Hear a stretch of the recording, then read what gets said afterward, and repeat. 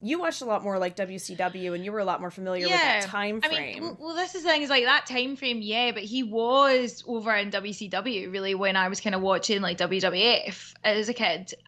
So I too missed quite a lot, but obviously would see because I was fiercely WWF loyal. Mm-hmm. But obviously like knew who he was, and throughout the years I've like dipped in and out.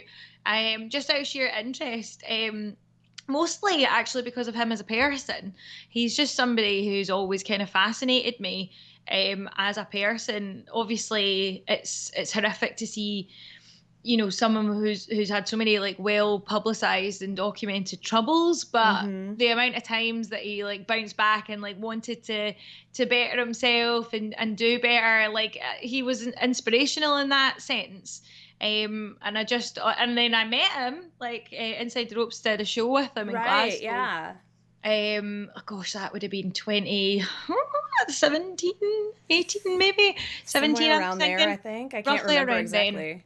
And meeting him, and I was just like, what an absolute gen. And the thing is, like, I'd always been like a huge randomly Kevin Nash fan, but that was again through loads of stuff in like TNA, like when it was like Paparazzi Productions and all this kind of stuff. Mm-hmm. So kind of hand in hand, it goes back to you kind of like fall into his career and stuff. Right. And he was, you can see how he was such an inspiration to so many, how so many people, like he was the first kind of like super cool heel. Like he made being bad like super, super cool. Like he was, it's when you see all these like tributes poured in and stuff, like especially like when you watch the video package that WWE put out last night during Raw, and it's like I'm sure it was Kevin Nash said, you can't teach cool, Mm-hmm.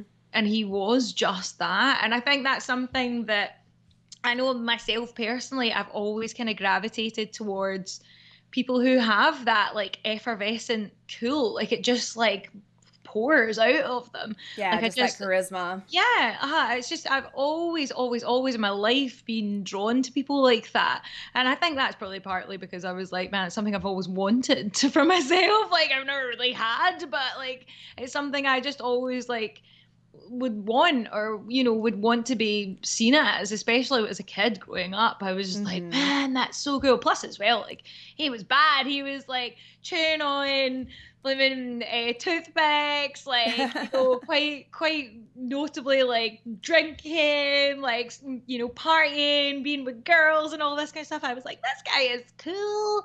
So yeah, he's somebody that it's like a huge loss, and he's also Mm-hmm. somebody I think as well, because of like how many probably like near misses he's had. That sounds terrible, but do you know what I mean? He's somebody you just kind of assume is going to be around for a long, long time. Because you he'd know already overcome so much, yeah, like especially when, because I know he was not doing well when he first checked in with DDP, when he first yeah, started living with him and like started actually like getting clean again and that kind of stuff. And like he said before in interviews, he's like, no, I was on death's door at that yeah. point. Like he couldn't walk, he couldn't move, he couldn't do anything. So it just like it sucks, especially when it's something like, a surgery complication that you That's don't it. think, right? Like I mean, he had a broken hip surgery doesn't seem like it's going to be one of those things, but sometimes it is. I know, it's just so heartbreaking, like to think how something like that, something that's intended to better you, to help you, could actually just be the thing that takes you out. And it's horrible, especially when you think of like, I mean, seeing him in like the Jake the Snake documentary Mm-hmm. and stuff like Yeah. that, and oh, just so much. And just even hearing like stories about how much like he was so proud of his son Cody, and everything, like he was so respectful of his son, because his son was like, I want to make it like in wrestling without piggybacking on your Without just being success. And Scott Hall's son. Like he doesn't want to just totally, be that. yeah, and he was so like proud of him for that. And just so proud of his son in general. And Mm-hmm. just it's heartbreaking. It really, really, truly is heartbreaking. You see, I mean, you can see it yourself, like on Twitter. Like it's just, my timeline is just flooded with tributes. Yeah. Just now, as they should be. He was a two-time Hall of Famer for a reason, Mm-hmm. So Yeah. That's been really nice to see just how many people have kind of come out and been like, "Hey, I had this gear inspired by Scott Hall," Yeah. or like Indy Hartwell had Razor Ramon inspired gear, which isn't one that I would have like No, expected. totally. You know what I mean? Like FTR had multiple sets of gear. I think one was Razor Ramon inspired from his WrestleMania 18 match with Steve Austin, which I'm watching next week with Kenny actually for Oh, retro. So timing is interesting, but and then they had a set of NWO gear too that had like the Scott Hall vest and everything. And I don't know, seeing everyone's tributes has been kind of yeah. nice and heartwarming. Like Damian Priest put out a really nice thing about talking to Yeah. him and getting advice and actually being, given the Razor's Edge to use as one of his finishers. And obviously he Totally. did it on Raw. You saw apparently Kevin Owens giving the stunner to the cameraman is also a tribute to the Yeah. WrestleMania 18 match. Yeah. So again, There's like like, I'll find yeah. out this week. No, there is that as well, and like the fact that he even said, like, kind of quoted like his the Hall of Fame speech when he was like saying to Seth, like, tough times don't. He said tough, but he was like, tough Uh-huh. times don't last, but tough guys do. You can tell, obviously, Kevin Owens was. You could even see it in Kevin Owens' face, Oh like yeah. when he opened Raw, that he was deeply saddened by this.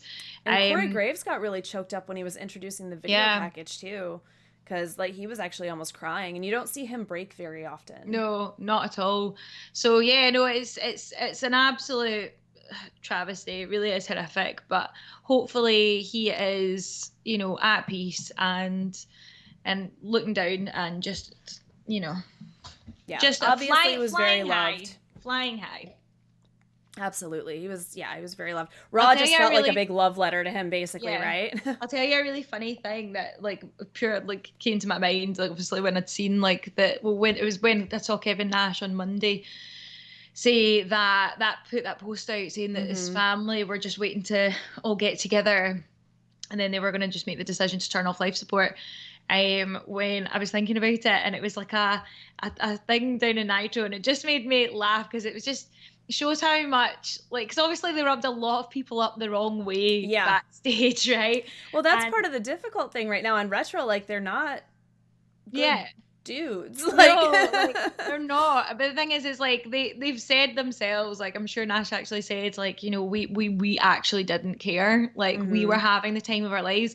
And there's like a moment in Nitro where and I just always remember it because it's in like I remember seeing it for the first time years ago in like a kind of compilation of like funny promo kind of things from like WCPW no from WCW and it was when Kevin Nash is dressed up as Sid I believe yeah and he comes out to the ring and he cuts this like promo with Scott Hall. He's like pure just kidding on to be Sid and like saying it he's so dumb and all this kind of stuff. Sid comes out and he's like all fired up and he's like right. He's like Scott Hall, I'm gonna like see you in a match tonight. And then he's like, and you, Kevin Nash, he's like, you're not half the man I am. And he's like, oh, like this. And then he goes, and I have half the brain you have, or something like that.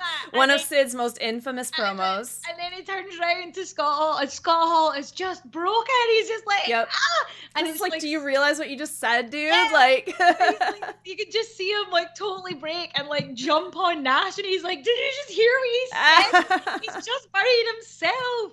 And he's like buckled, and it's like you just see this absolute sheer joy, and then just try and get back into character, but he's just like what an idiot. Like you can just see he's just like this guy is an absolute tube.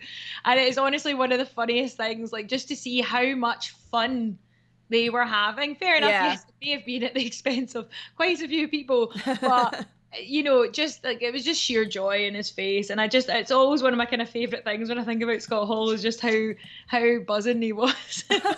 Somebody messed up. Like it was so funny. It's so funny. Like, and there are so many promo segments that people have been quoting with him, right? Like mostly the well, I mean, we'll talk about Cody Rhodes in a second, but a lot of people were speculating that if Cody were to show up last night, which he did not, but if he were to show up last night, it would be kind of fun if he came out and was like, you know who I am, but you don't know why I'm here. I am here. Mm-hmm. Like, just like all the outsiders when they came into WCW and whatnot. And there were obviously like, a number of tributes throughout Raw and everything, which are kind of fun. And I didn't catch all of them. Like I had to read a list afterwards. No, there were so many, like really subtle ones and stuff as well. Like But yeah, it's just it's I hope that people can remember the really good times, and just that he was. I mean, he will always be an inspiration to people. Mm-hmm. He is 100% of that generation's one of the biggest, and arguably in all of wrestling, one of the kind of biggest, brightest characters there ever was. So, Mm-hmm. yeah. And I did see somebody say too, like, just remember, like, he was clean when he died. Like, he, his demons or whatever didn't get him. It was Yeah. just a medical complication. So, like, he won, And that kind of hit home because I have a cousin who died very young, of just a random heart thing or whatever. He was 30, and he had been in a lot of trouble for like most of his life, was clean for 4 years, and you just kind of like never know with stuff like that. But it's kind Yeah. of, it's good to celebrate when people actually like overcome things Yeah. and that And kind of thing. So it kind of gives you hope if you are going through stuff, you know what I mean? absolutely. Like, so Absolutely. So rest in peace, rest in Razor peace, Scott Ramon. Hall.